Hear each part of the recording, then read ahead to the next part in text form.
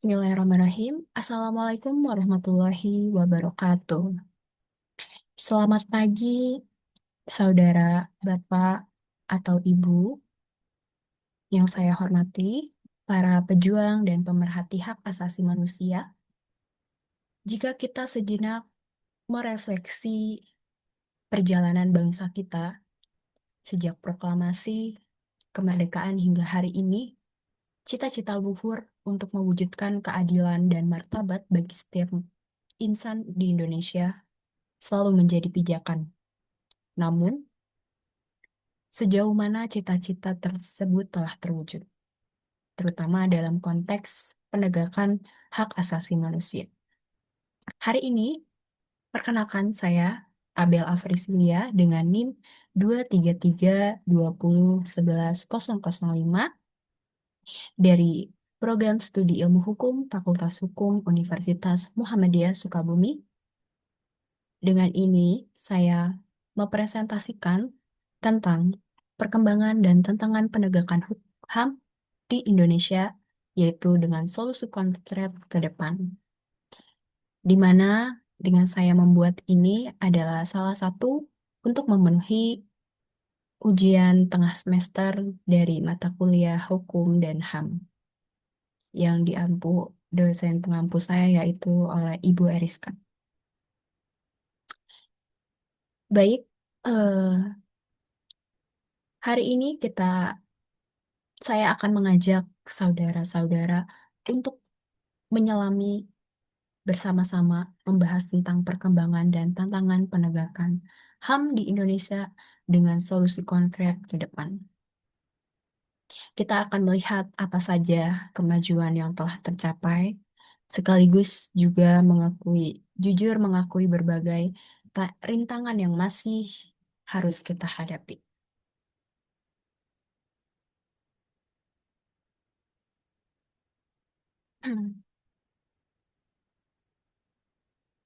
Baik, di sini saya akan menjelaskan pengertian hak asasi manusia itu sendiri. Secara sederhana, hak asasi manusia atau HAM adalah hak-hak dasar yang melekat pada diri individu sejak ia dilahirkan. Semata-mata karena ia adalah seorang manusia, di mana hak ini adalah merupakan anugerah dari Tuhan Yang Maha Esa, bukan pemberian dari negara atau dari siapapun.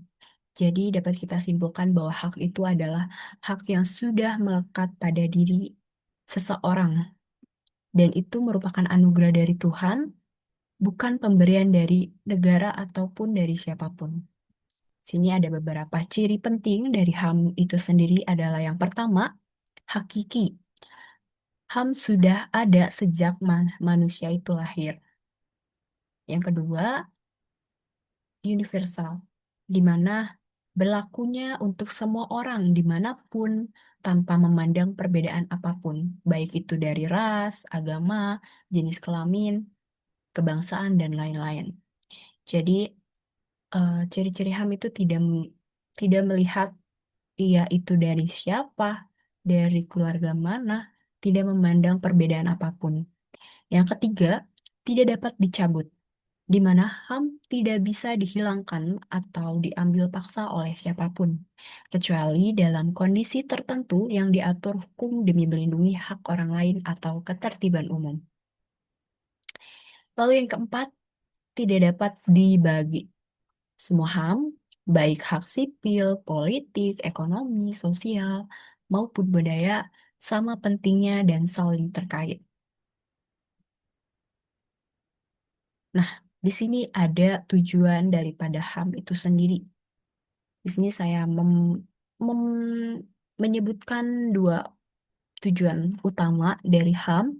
Yang pertama yaitu sebagai perisai perlindungan individu. HAM itu berfungsi untuk melindungi setiap orang dari penyalahgunaan kekuasaan, diskriminasi, dan perlakuan tidak manusiawi. Hal ini memastikan bahwa setiap individu memiliki hak dasar untuk hidup bermanfaat, bebas, dan aman. Nah, perlu diketahui juga bahwa HAM juga itu di sini ada hak-haknya, di mana hak untuk hidup, hak untuk bebas, dan hak untuk aman. Ini masuk juga ke dalam salah satu tujuan daripada HAM itu sendiri. Yang kedua, yaitu sebagai batasan dan pedoman bagi negara. HAM membatasi kekuasaan negara tidak bertindak sewenang-wenang. Jadi dengan HAM di sini ada batasan untuk kekuasaan negara untuk tidak bertindak sewenang-wenang. Pada saat yang sama, HAM menjadi pedoman bagi negara untuk merumuskan kebijakan dan hukum yang menghormati, melindungi, dan memenuhi hak-hak dasar warga negaranya. Ini adalah dua poin. Yang pertama ada perisai perlindungan individu, lalu yang kedua ada sebagai batasan dan pedoman bagi negara. Baik, kita langsung eh, pada perkembangan hak asasi manusia saat ini ya di Indonesia. Dimulai dari latar belakang. Yang pertama yaitu di mana perkembangan hak asasi manusia di Indonesia menunjukkan kemajuan yang signifikan, di mana secara normatif dan kelembagaan, terutama pasca reformasi pada tahun 1998, kita punya Undang-Undang Dasar 1945 yang telah diamandemen dengan bab khusus HAM Undang-Undang Nomor 39 Tahun 1999 tentang HAM dan Komisi Nasional HAM atau Komnas HAM yang kita kenal sebagai Komnas HAM ya, sebagai lembaga pengawas. Indonesia juga aktif meratifikasi instrumen HAM internasional juga. Ada tiga poin penting yang saya rangkum. Perkembangan HAM di Indonesia saat ini berakar dari tiga hal utama ini. Yang pertama ada warisan reformasi pada tahun 1998. Kita tahu sejarah tersebut bahwa runtuhnya Orde Baru membawa penguatan signifikan pada kerangka hukum HAM, terutama amandemen Undang-Undang 1945, Undang-Undang HAM, dan keberadaan Komnas HAM. Ini membentuk fondasi normatif yang kuat. Yang kedua, ada problematika keadilan pada masa lalu, di mana banyaknya kasus pelanggaran HAM berat di masa lalu belum tuntas, menciptakan budaya imunitas dan mengikis kepercayaan publik. Yang ketiga, dinamika sosial politik kontemporer, di mana di sini adalah tantangan baru munculnya dari UU ITE yang berpotensi membatasi kebebasan berekspresi, isu intoleransi terhadap minoritas, serta konflik agraria akibat pembangunan yang sering abai pada hak rakyat. Ini yang saya garis besarkan bahwa perkembangan Indonesia saat ini tuh ini loh maksudnya. Pertama dari warisan reformasi pada tahun 1998, di mana membawa kemajuan, adanya terbentuknya Undang-Undang HAM, terus adanya lembaga Komisi Nasional yaitu Komnas HAM. Lalu yang kedua adanya problematika keadilan pada masa lalu, di mana banyaknya kasus pelanggaran HAM yang berat yang belum tuntas, dan ini menjadi mengikisnya kepercayaan publik terhadap ini ya. Terus lalu yang ketiga adanya dinamika sosial politik kontemporer, di mana sekarang banyaknya kasus-kasus berpotensi untuk membatasi kita berekspresi, serta adanya konflik agraria akibat pembangunan yang sering abai pada hak rakyat. Nah, inilah yang akan dibahas pada presentasi kali ini. Nah, yang pertama, masalah yang pertama, kita akan membahas kasus pelanggaran HAM berat masa lalu yang belum tuntas.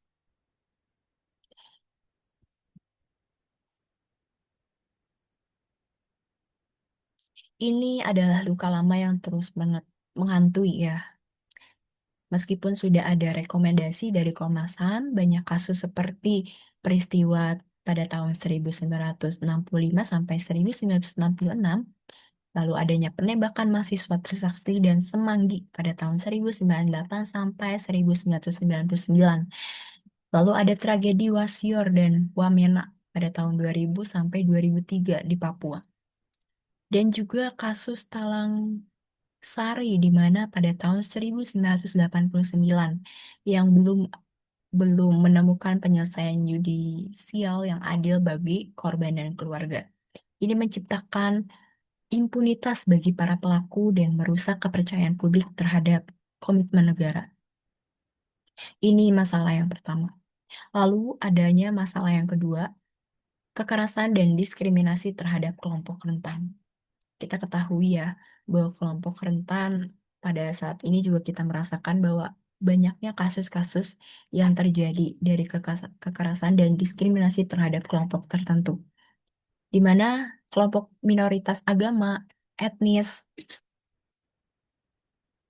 dan gender masih sering menghadapi diskriminasi, intoleransi, bahkan kekerasan. Contohnya, seperti pembatasan dan penghentian ibadah suatu kelompok minoritas di beberapa daerah, seperti penyegelan gereja atau ibadah Ahmadiyah oleh kelompok intoleransi dengan pembiaran dari aparat, atau kelompok agraria yang memakan korban di mana-mana, di mana hak masyarakat adat atas tanahnya tidak diakui dan mereka diusir pasca demi proyek investasi. Mengerikan bukan? Ya, sangat mengerikan. Ini adalah salah satu dari banyaknya kasus yang terjadi di Indonesia. Terus ada misalnya kasus-kasus yang sering terjadi di Pulau Rempang, Batam, atau berbagai wilayah perkebunan sawit. Ini adalah masalah yang perlu kita lihat gitu. Lalu ada masalah yang ketiga, akuntabilitas aparat penegakan hukum, di mana kasus dugaan penyiksaan dan penggunaan kekerasan berlebihan oleh aparat kepolisian atau militer masih menjadi sorotan. Contoh kasusnya yaitu dugaan penyiksaan oleh oknum polisi dalam penanganan tersangka tindak pidana yang sering kali terungkap melalui video viral atau laporan korban, atau tindakan represi aparat dalam membubarkan demonstrasi yang berujung pada kekerasan dan jatuhnya korban, seperti yang terjadi dalam beberapa aksi untuk unjuk rasa. Dan ini sering terjadi, bahkan mungkin dari salah satu kita dari mahasiswa itu pernah mengalami eh, bahwa adanya tindakan resepsi aparat dalam membubarkan demonstrasi yang berujung pada kekerasan itu benar terjadi. Bahkan eh, beberapa bulan yang lalu juga sempat terjadi oleh mahasiswa. Dan ini videonya juga sudah tersebar di mana-mana dan kenapa gitu? Yang seharusnya melindungi rakyat kita bukannya untuk diperlakukan kekerasan dan bahkan adanya korban, sangat miris ya teman-teman. Lalu yang keempat, adanya pelindungan HAM di tengah pembangunan. Proyek-proyek pembangunan skala besar terkadang itu mengabaikan hak-hak masyarakat lokal. Contoh, seperti pembangunan infrastruktur bendungan, jalan tol, atau kawasan ekonomi khusus yang menyebabkan penggusuran warga tanpa ganti rugi yang layak dan proses konsultasinya yang partisipasi. Seringkali warga yang menolak digusur justru menghadapi intimidasi dan kriminalisasi. Ini juga menjadi masalah besar yang perlu kita perhatikan gitu.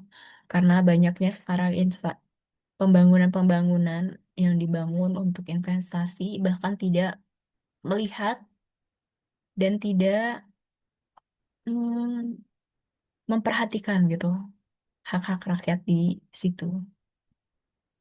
Nah, dengan tadi banyaknya permasalahan-permasalahan yang terjadi, bagaimana sih kira-kiranya solusi konkret untuk mengatasi hambatan penegakan hukum tadi? Yang pertama, di sini saya akan membahasnya 3 poin. Yang pertama, eh, adanya penyelesaian pelanggaran HAM berat di masa lalu. Tadi masalahnya yang masa lalu itu pada tahun sekitar 1998 itu tragedi yang sangat luar biasa. Sini ada solusinya. Yang pertama adalah prioritaskan keadilan restoratif, di mana selain jalur jalur yudisial, dorong penyelesaian non-yudisial yang berorientasi pada pemulihan korban, seperti reparasi, rehabilitasi, jaminan tidak terulang. Misalnya, melalui mekanisme rekonsiliasi yang efektif dengan partisipasi korban dan akuntabilitas pelaku. Komitmen politik tanpa syarat. Presiden dan lembaga negara harus secara tegas menunjukkan komitmen publik politik yang kuat untuk menyelesaikan kasus-kasus ini tanpa tawar-menawar atau imunitas. Nah, ini adalah eh, solusi yang pertama. Jadi, komitmen politik tanpa syarat, di mana presiden, lembaga, negara itu harus secara tegas menunjukkan komitmen politiknya. Jadi tidak adanya tawar-menawar atau imunitas yang lainnya gitu. Lalu yang kedua adanya pelindungan kelompok rentan dan minoritas. Solusinya yaitu dengan penerbitan kebijakan anti diskriminasi. Pemerintah daerah hingga pusat harus menyusun dan menegakkan peraturan yang secara eksplisit melindungi kelompok minoritas dari diskriminasi dan intoleransi, serta menindak tegas pelaku persekusi.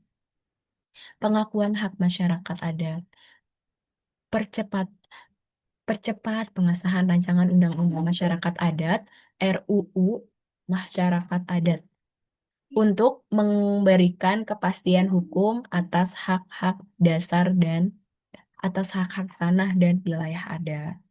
Di sini dengan tadi permasalahannya adalah diskriminasi diskriminasi terhadap kelompok tertentu, misalnya ras, agama. Nah, di sini dengan merancang undang-undang masyarakat adat untuk memberikan kepastian hukum dan hak-hak tanah atau wilayah adat. Lalu yang ketiga, adanya peningkatan pendidikan dan kesadaran HAM di masyarakat. Nah, integrasi dalam kurikulum pendidikan HAM harus menjadi bagian integral dari kurikulum pendidikan formal di semua jenjang, di mana menanamkan nilai-nilai toleransi dan keadilan dan penghargaan martabat manusia sejak dini. Kampanye publik masif, lakukan kampanye publik yang terus-menerus dan inovatif untuk meningkatkan pemahaman masyarakat tentang HAM, hak dan kewajiban mereka, serta cara melaporkan pelanggaran.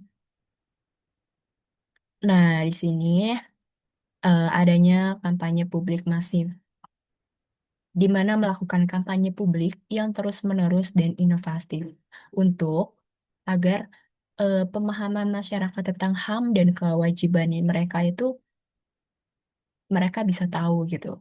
Serta bagaimana cara melapor ketika pelanggaran HAM itu terjadi.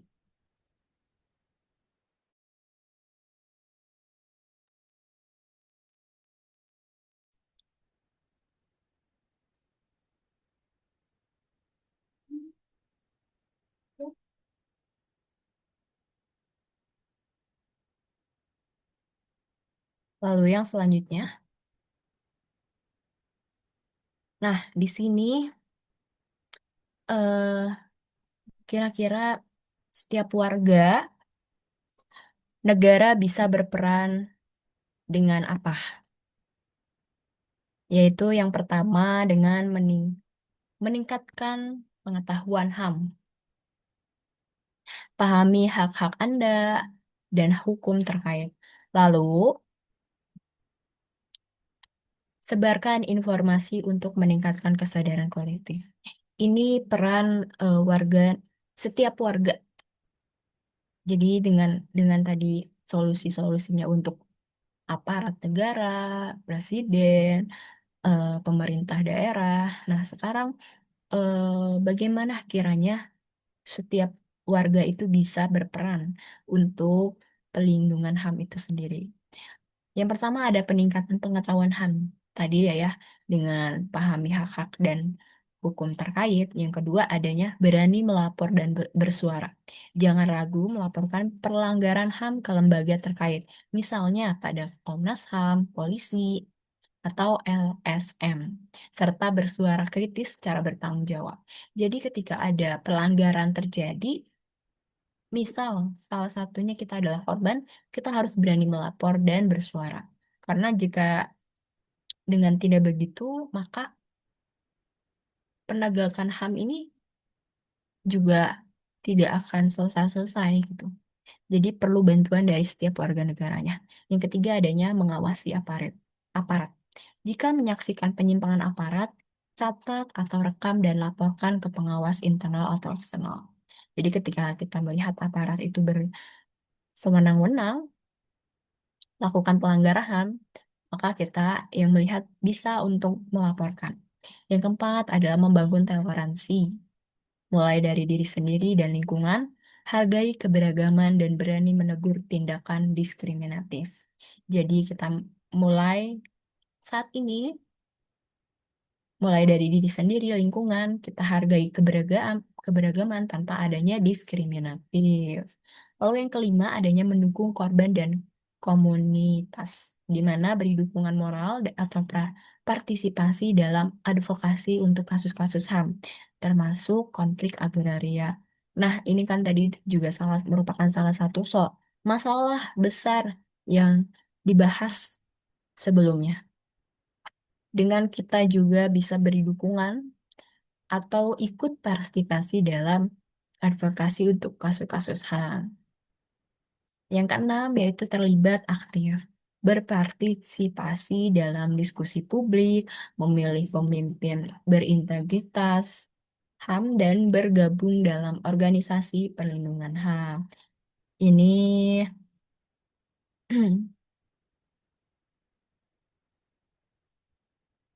merupakan 6 yang bisa kita lakukan untuk setiap warga negara. Dengan 6 ini, untuk bisa kerjasama dengan bersama-sama untuk penegakan HAM di Indonesia. Baik, yang terakhir adalah kesimpulan.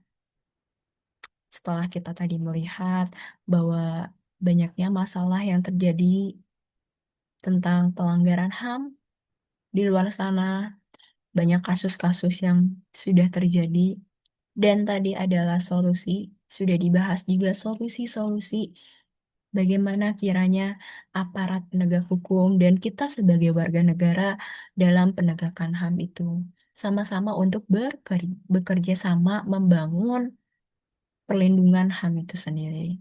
Baik, langsung kesimpulan bahwa penegakan HAM atau hak asasi manusia di Indonesia saat ini diwarnai kesenjangan yang besar antara komitmen hukum yang kuat dan realitas implementasi. Meskipun kerangka hukum HAM telah mapan pasca reformasi pada tahun 1998, hambatan seperti impunitas kasus pada masa lalu, diskriminasi terhadap kelompok rentan dan kelemahan aparat penegak hukum, serta konflik agraria masih menjadi tantangan serius untuk kita semua. Oleh karena itu, solusi konkret tidak hanya bergantung pada kemauan politik pemerintah untuk menegakkan hukum secara adil, tetapi juga pada peran aktif setiap warga negara untuk meningkatkan kesadaran, berani bersuara, dan mengawasi jalannya keadilan demi terwujudnya martabat dan hak asasi bagi seluruh rakyat Indonesia. Baik, mungkin itu saja yang dapat saya simpulkan. Kurangnya saya mohon maaf jika adanya kekeliruan atau kehilafan. Saya pamit undur diri. Wassalamualaikum warahmatullahi wabarakatuh.